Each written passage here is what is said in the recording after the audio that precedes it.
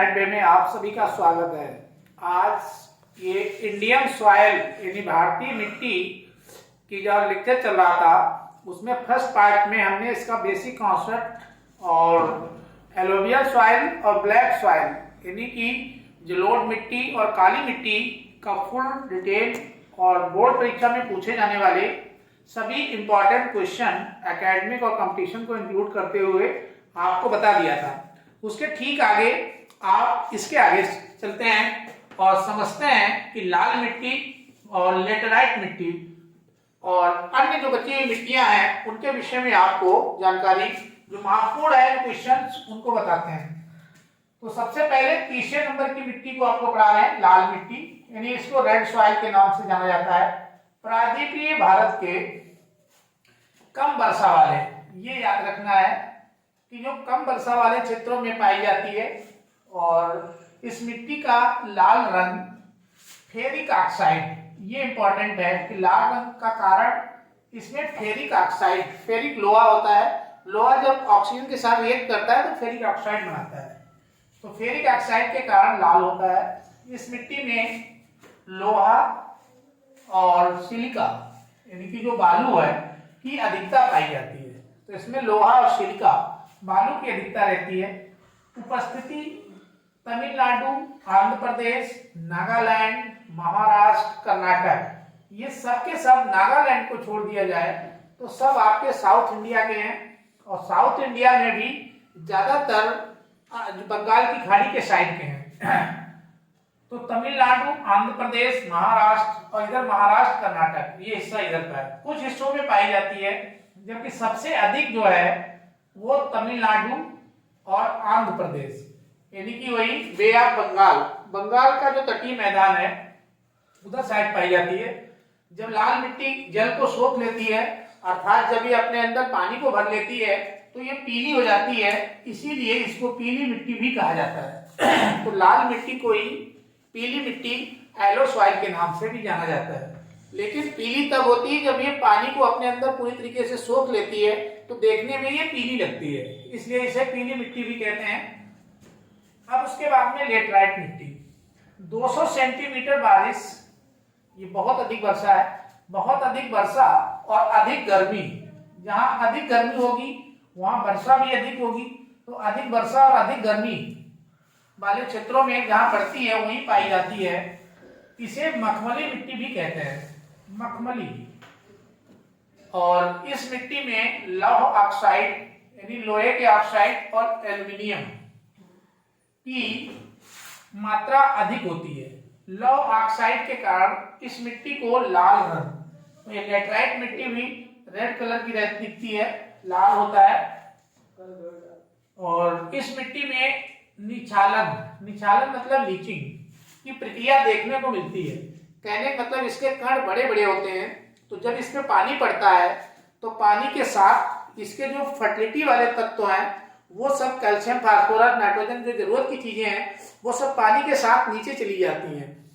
तो नीचे चली जाती है इसलिए ऊपर एको बचती ही नहीं है, इसलिए इस पर अच्छी फसल पैदा नहीं होती है और इस क्रिया को निछालन या लीचिंग प्रक्रिया कहा जाता है।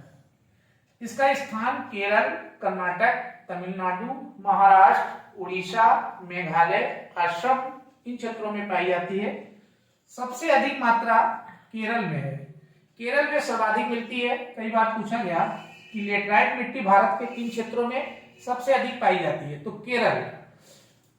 चाय, कॉफी, इलायची, काजू, सब की सब महंगी महंगी चीजें हैं, इसीलिए केरल को जो है मसालों का बगीचा कहा जाता है। तो चाय, कॉफी, इलायची, काजू के लिए ये सर्वाधिक है, सबसे अच्छी खेती इसकी होती है।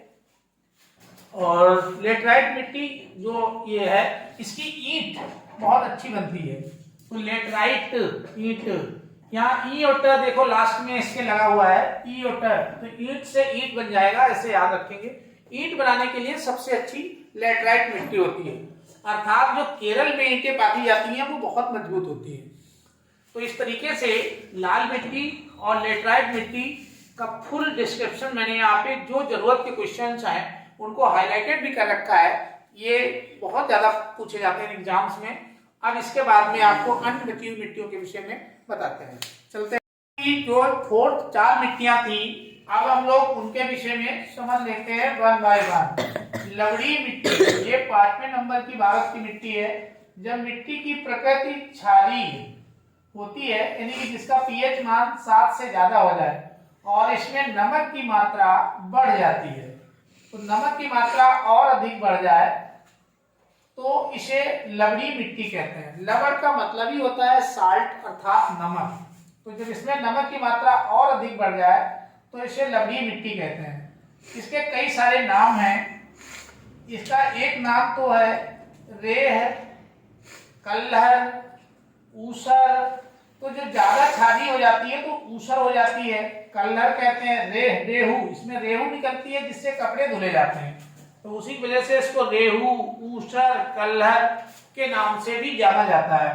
भारत में इस मिट्टी का जो सर्वाधिक विस्तार है वो गुजरात के कच्छ, जो कच्छ की खाड़ी है उसके रण में पाया जाता है, वहीं पे मिलती है। बाहर से आप देखेंगे तो बिल्कुल सफेद सफेद लगेगा, नमक ऐसा बिछा है। तो ये मिट्टी गुजरात के कच्छ में पाई जाती है। इसके अलावा भारत में ये कहीं पर भी नहीं पाई जाती है, सर्वाधिक यहीं पर देखने को मिलती है। तो ये क्षारीय है, इसमें नमक की मात्रा जब और बढ़ जाती है तब इसे लवड़ी मिट्टी का नाम दे दिया जाता है। इसके नाम याद कर लीजिएगा, रेहू, कल्हर और ऊसर भी इसी मिट्टी को कहा जाता है। पर्वतीय मिट्टी, इसका नाम ही है पर्वतीय। तो ये पर्वत, हिमालय पर्वत से बड़ा कौन है? तो हिमालय पर्वत का जो विस्तार है उसी में पाई जाती है। इस मिट्टी का विस्तार पर्वतीय क्षेत्रों में देखने को मिलता है जहां हिमालय पर्वत का विस्तार है।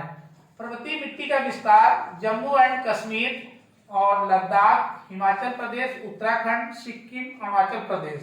तो वही ऐसे जम्मू कश्मीर से स्टार्ट हुआ है पूरा हिमालय और अरुणाचल प्रदेश तक आया है सिक्किम होते हुए, तो उसी क्षेत्र में पाया जाता है। फसल इसमें जो है सेब, नाशपाती और चाय। जो सेब हमारे यहाँ आता है जम्मू कश्मीर, कश्मीरी सेब, तो वो इसी मिट्टी में उगाया जाता है, यानी पर्वतीय मिट्टी में ही पैदा होता है। जो नंबर 1 का सेब है, नाशपाती है, चाय भी होती है। उसके बाद में मरुस्थलीय मिट्टी। तो मरुस्थलीय मिट्टी में, इस मिट्टी का विस्तार भारत में राजस्थान में मरुस्थल पाया जाता है, कुछ क्षेत्र गुजरात में भी है। तो भारत में ज्यादातर राजस्थान और गुजरात, दक्षिण पंजाब और दक्षिण हरियाणा है। मरुस्थलीय मिट्टी, मरुस्थलीय भूमि होने के कारण यहाँ खाद्यान्न उगाना संभव नहीं है, क्योंकि इस मिट्टी में पानी बिल्कुल भी नहीं होता है, इसलिए इसमें कोई भी फसल उगाना संभव नहीं है। मोटा अनाज जो जिसको पानी की बहुत कम जरूरत होती है, जैसे बाजरा हो गया, ज्वार हो गया, सरसों हो गया, यानी कम पानी वाले मक्का का जो है वो यहाँ पे कुछ उगाई जाती है, जो कम पानी में भी पैदा हो जाती है।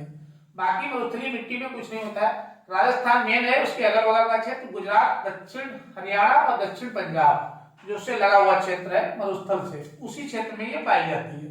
तो इसको ऐसे याद रखेंगे। दलदली मिट्टी, इसका नाम ही है दलदल।